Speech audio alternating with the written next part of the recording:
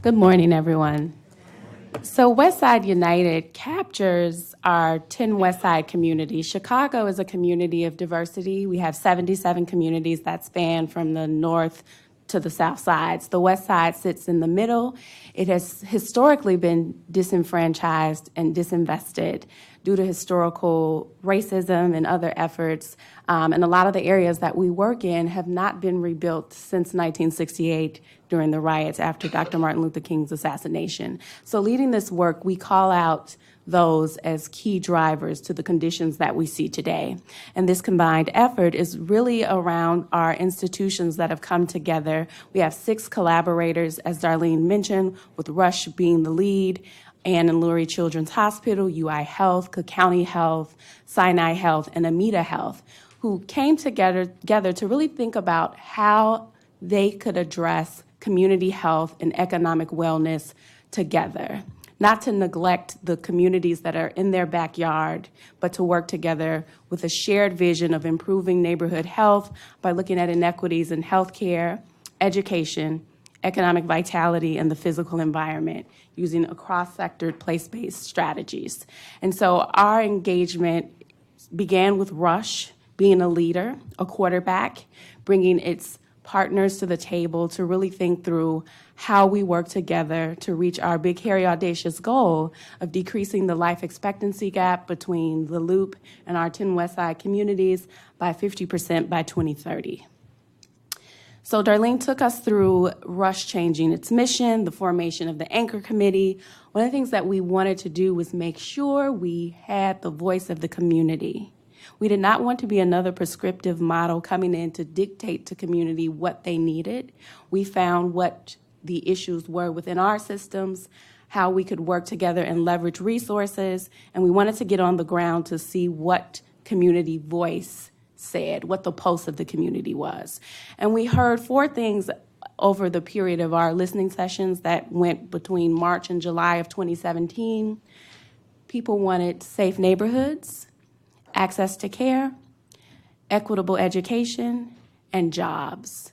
From there, we formed a planning committee of 16 members from the community. Half were residents, half represented nonprofit and government entities to really help us think through how to build strategies from the ground up that inform that qualitative information that we got, as well as some quantitative numbers that we got. So from there, we built a group of working groups across our different strategies and domains, and we began to build strategies from that point. We launched officially in February of 2018, where we convened stakeholders from around the city to talk about 10 initiatives that we wanted to launch that were rooted across our domains. And shortly after, we formed our leadership council. So another key part in hearing from the community was a saying that I don't want to say haunts us, but really drives the work. One member noted that we cannot build anything without community. And they said, nothing for us without us. And so in building our strategies and building our structure, when we formed our leadership council in 2018, we thought about those visionaries from the hospitals, having the CEOs, the C-suite folks at the table, helping to guide the work and trickle down information across the system to get buy-in.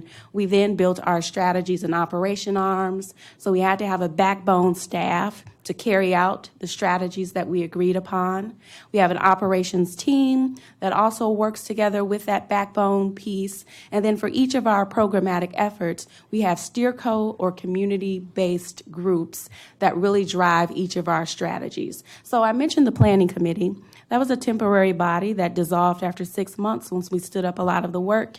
We've recently onboarded a community advisory council that will live with the organization throughout our lifespan. And these are 18 members who live, work in the community or represent nonprofits that are based there, and they sit at every level of this work. This December, we will onboard 6 of them to sit across from 6 of our hospital CEOs, and they will serve as our executive leadership council.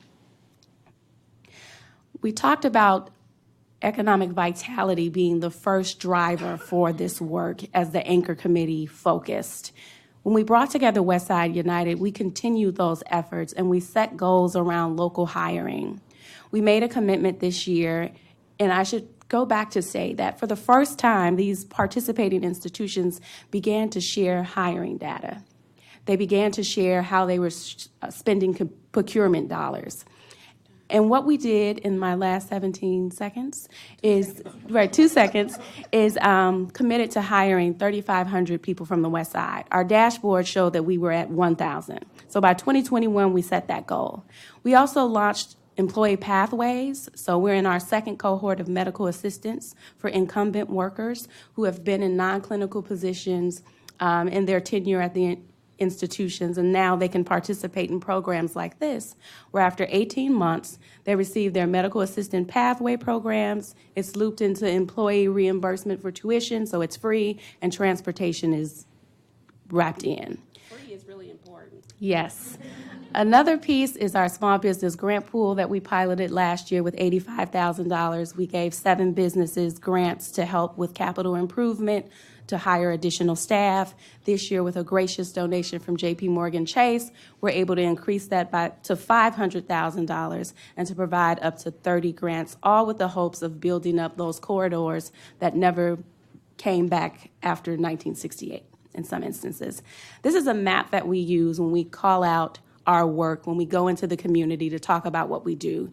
If you look in the top left-hand corner, you see systematic racism, disinvestment, short-term focus as storm clouds and rain that comes down and creates some of the conditions we see. You see our different community members coming across to build this bridge. And at the bottom, you see our institutions and partners building the pillars. Lastly, there's another visualization that we used recently in really transforming survey data that we got with some of our hospital stakeholders and community stakeholders and backbone staff, and thinking through what this work looks and feels like from a resident and community perspective, from a healthcare perspective, and how it plays into our vision. And so you'll see from the resident and community organization side, people coming in with their expertise, hopefully throwing their egos in the garbage can, coming to the table to help reformat this map.